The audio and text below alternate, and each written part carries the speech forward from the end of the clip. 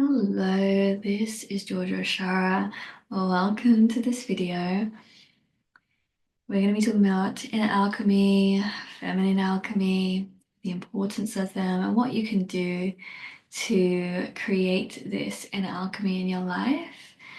And just to give you some real deep background, so let's just roll with it and see what unfolds today. You might have to bear with me jumping from a few different things because this transmission that wants to come through is really coming from lots of different pieces that have been coming up throughout my experience that help me to really hone in and come in on this. And I'm coming in to talk about this off the back of the fact that I just launched a new membership called Feminine Magic, and I've just changed it to Feminine Alchemy. Literally just a week in. But honestly, I've done it because I have been getting all the signs and just like almost this kind of like slap in the face of like, hey, do you remember like that all of your work is basically alchemy, and let's kind of really rein it in here and just go with this. I hadn't even thought, I don't think, at the beginning of about calling it this at all. I was going to call it a static womb, but now I'm just calling the live sessions that anyone can kind of drop in and come in to watch those at any point. Apart from, of course, you get a discount when you join the membership, and that's the whole point of being in the membership, is that you get those and you also get modules. And I've been calling it magic because I feel like magic to me is such a really important intrinsic part of my life, and I feel that the feminine magic is that kind of the earth magic as well. It's that chaos magic, which is into the possibilities of creation, and it's flowing and it's moving and it's pulsating and it's real stuff, that we're living and breathing in everyday life. But I feel that this could get misconstrued. And anyway, yeah, I just had some interesting processes. So I'll just share with you quickly about the processes, if you're happy to listen to this, because I think it could be interesting and very beneficial to those who maybe are on this journey as well, of, bringing their offerings that are really coming from their soul and their heart. And, I really, what I'm doing here is coming from a place of pure passion to help others and to serve humanity and do something that's going to improve the whole, and not just from my own selfish gains. This is like a really true devotional prayer, is my work to the Mother Earth, to humanity, to the whole. And so it means a lot to me to call whatever I call my things. I want them to have meaning and purpose, and hold a vibration that's going to resonate with those who really resonate with the work and want to do this work with me and come with me on this journey. And what's been happening throughout my life and why I do the work that I do, even for myself, is that, it's taken me through such a deep process of like really embodying who I am and just showing up as I am. And I'm still on that process, like we all are, right? And this particular situation was the fact that, yeah, just like a week before I was about to launch it, and I'd already been talking a lot on social media about feminine magic. When you do, you build up, you tell everybody about it before you like tell them that you're gonna launch this new thing. I've been talking a lot about feminine magic, and then suddenly, a training company that I would potentially was looking at going and doing some more further studies with them, they have just launched something called Feminine Magic. So I was like, do I want to call mine that? I mean, it's different because I'm using the K, which is meant to be the form of saying this is like real magic, but whether everybody even knows that anyway, I don't know. But yeah, so I went with it anyway because usually I would be stifled. I would be absolutely stopped in my tracks because I'd be doubting myself. I'd be worried about if they tried to come and ask me to stop, or I don't know, or I think, oh, everyone's gonna join their thing because they've got more followers than me or something like that. But I thought, this is what's on my heart. This is my passion. This is where I'm going, so I'm just gonna go with it. And so I did. And then this whole week and even before, I really started to realize like, okay, it's going to change. I can feel it's going to change. And it's not because, but at least this time, it's not because of someone else has launched something like literally just before me that happens to be under the same name, which is actually probably very different inside because a lot of my work is with the Taoist and tantric alchemy and this other magic people. I mean, they don't do the Taoist stuff. They don't do Tao and tantric practice. It's going to be different anyway, what's inside, but anyway. And that's what we're going to be talking about, by the way, today is really about the uh, the alchemy process of the Tao. And I really believe that this is why it's so powerful for women in a cellular level and a physical level, and why I think so many people get stuck in these patterns, in these thought processes and stuff like that. So yeah, I moved through it. I moved through it with womb breathing and yoni steaming. So I took myself through a yoni steam ceremony with lots of wonderful herbs that I intuitively picked.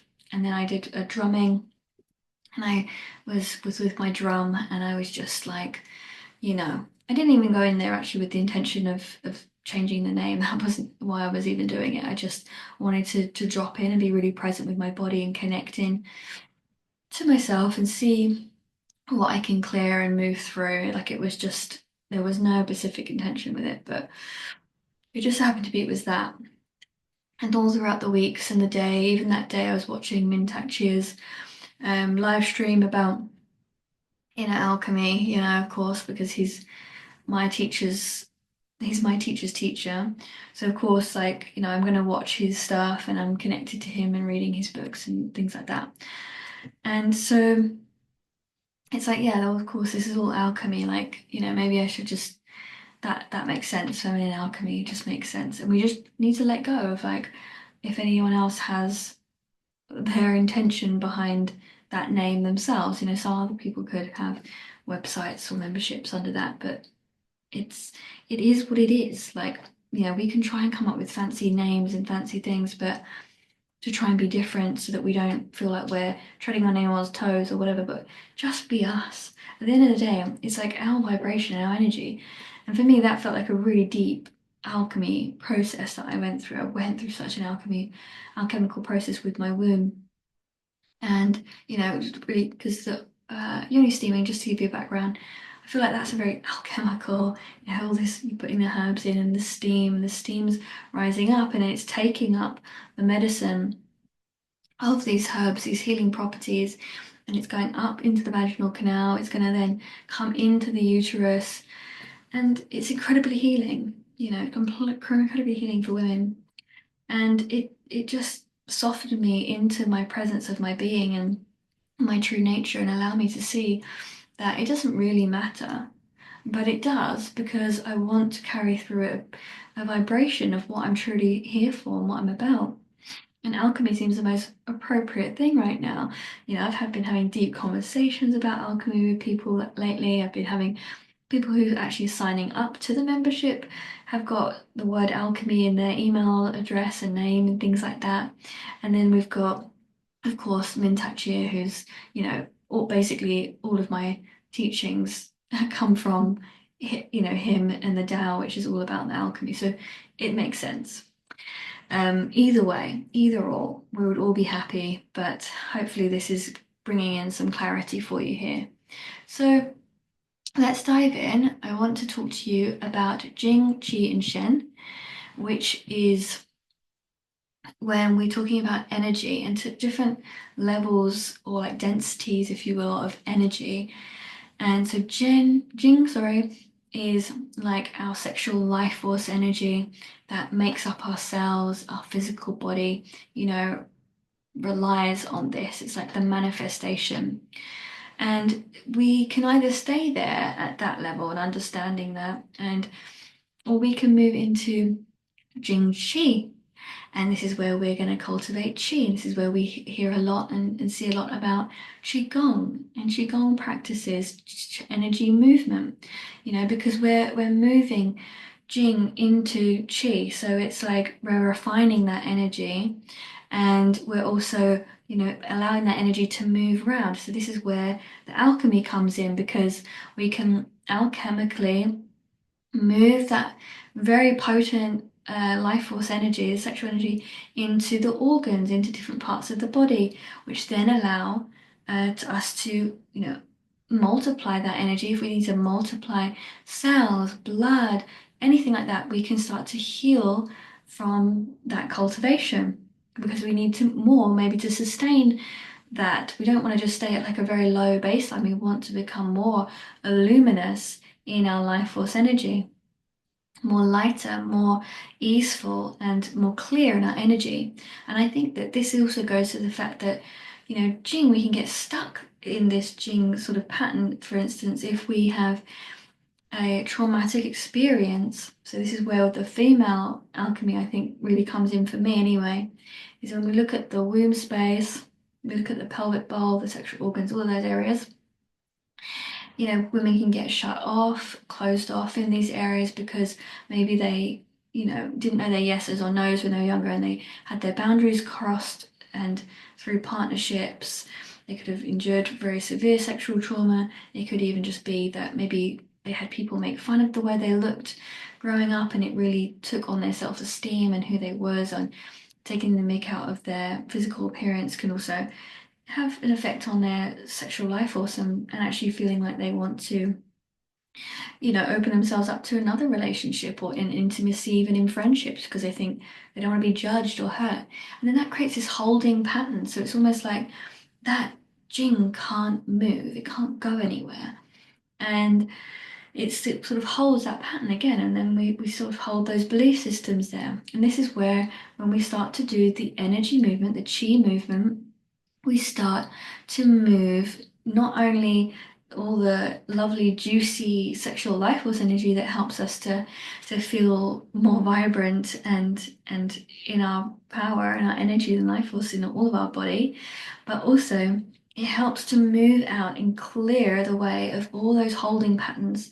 And we don't even need to sometimes think about them, exactly what they are. We can just observe and understand that something's there, and we can start to learn how to do this practice that then allows for that to move.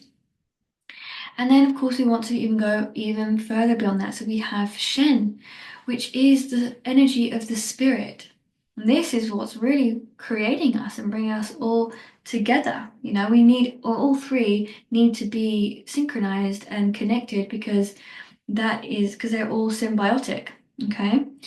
And this is where we get to know who we truly are. So this is the ultimate, is being able to move all that life force and cultivating it into Shen, so we can feel like, okay, you can transmute all those belief systems, those programs that were not us, that got built up along the way. As long as if we keep clearing that, we never really then will get stifled into the not self, and we start to become clearer in who we are, and we don't get as stifled in that not self. So the not self is like the one that doesn't think that they're pretty enough to get the boyfriend, or the belief system that, that someone's gonna do this and that to them, or the belief system that feels that they have to people please and keep making everyone else feel happy over above their own needs. You then go, no, I know who I am, and I know what I want and need, and I know who I really am truly capable of attracting, because I believe in myself, and I trust myself, and I love myself enough to know that I deserve that, right? And this is what happens when we move through that alchemical process. It's an alchemical process. Why feminine anatomy? Why feminine alchemy again is because of the feminine anatomy. It's because we have specific breasts, for instance. We have our ovaries. We have our endocrine system, the uterus. Everything around that pelvic bowl is very different, obviously, to the male, and it has a different functionality. And we can use this particular area to, again, cultivate more Jing, Shen, Qi, right? So we want to create that process, and we want to do it with our specific anatomy so we get the best benefits. Again, with the breasts, this is why in the modules in the Feminine Alchemy membership, we have modules about breast massage, the Tao breast massage, because we look at how to work with our breasts in a way that also stimulates the meridians that run along the breasts. We can use our nipples that help to bring back Jing into Qi. So we are also supporting us in hormonal perspective, because you can also build up a lot of hormones if you're someone with high stress, high I was going to say cortisol, but yes, cortisol, and the high estrogen. You can end up getting quite tender breasts and things like that leading up to your menstruation. So if you are able to learn these breast massages, you are able to learn how to churn that Jing into Qi. So you're able to purify that energy and put it back into the body in a way that is sustaining and supportive to the body. And it's also helping to prepare for those physical, hormonal, alchemical processes that happen throughout the menstruation and throughout the season of a woman's life, when we're going from being someone who's going into premenopause and menopause. You then have the processes to cultivate that energy, all that energy, and start to use it and turn it into chi again. Yeah. And we even have this if we're looking at pregnancy, for instance. We want to create an environment in the womb space by, cultivating that life force energy to you can prepare the body with these particular practices in a way that then prepares the womb. And this is an alchemical process. Even birth itself is the alchemical process, because you're going from sperm and egg to baby. This is an alchemical journey. And these are the things that we'll be discovering out throughout this journey together.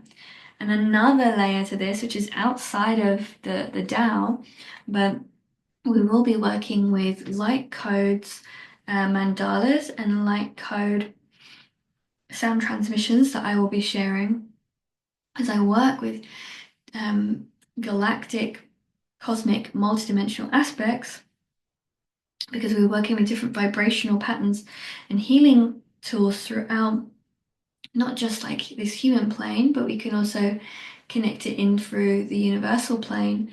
And these vibrations can help to also heal and create a deeper sense of awareness and connection to spirit. And there's lots of different things it can do for the body as well. So again, this is something that I have said for quite a long time, and it is within the Taoist alchemy practices as well, about learning how to use different qi. They work with different color qi and the 6 healing sounds in the Tao. We use those to like heal and charge up water, and then they drink water. Well, this is something that I have been practicing for quite a long time. And I do this with my clients, where I create a light code mandala, and then they use this to charge up their water. So we are creating particular templates. We use the crystalline consciousness templates to bring in this consciousness in through our water, and we drink that so that we can alchemize that within our field. And there are different ways that we can attain it, but water is one of them, and definitely the easiest and also the most profound, if you ask me. I just had a really funny flashback, not funny, but I just had a flashback of a dream there about water. Anyway, I'll process that afterwards. Pretty profound. So let me think.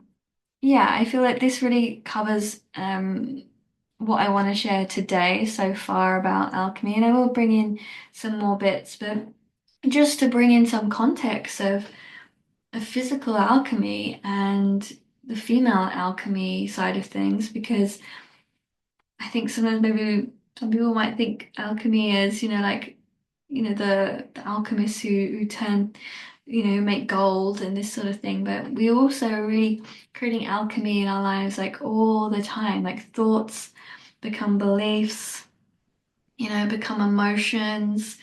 that become feelings, and then we manifest that into behavior patterns. That is still that's an alchemical journey. And then we also have, strangers. You might meet a stranger and they become your friend. Like that is alchemy, that, because it's like they've become one thing to the other thing. Like this is what we're doing. We're taking something and we're turning it into something else. And this is something that I've learned throughout the somatic practices when we do gestalt therapy, and like I do that in one-on-ones. I'm not going to be doing that in the membership, but in one-on-ones, what we will do is we look at something that we're stuck with, something that we want to change. We look at what do we want to bring in, and then we do the two. And I might have actually done a YouTube. I don't know if I've done a YouTube video on it yet, but yeah, there's this sort of emphasis on, okay, say like I feel really insecure, but I want to feel really confident, there's an alchemical process because we're alchemizing that and finding what is the gifts, what is and what energy that is that needs to transform, and we're turning it into confidence. It hasn't left, it hasn't dissolved necessarily. Actually, we transform it. We change it to something else. This is where we look at the butterflies, the metamorphosis. This is the alchemical process. And we can actually see it in all of life and all things. And so this is what our journey is going to be. And I really hope to see more of you here.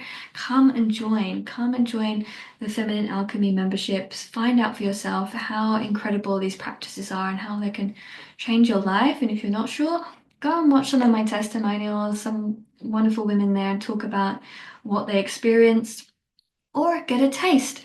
I have the Feminine Magic Initiation Workshop, and I also have every week a static womb class that you can join. It's a part of the membership, but you can enjoy it. You can join one-off sessions of that. So if you want to join the one-off session, then just follow the links below and you'll find that, and you can join and experience it and see if it's something that you want to continue with. So sending you all so much love and blessings. Please share, like, follow. Bye for now.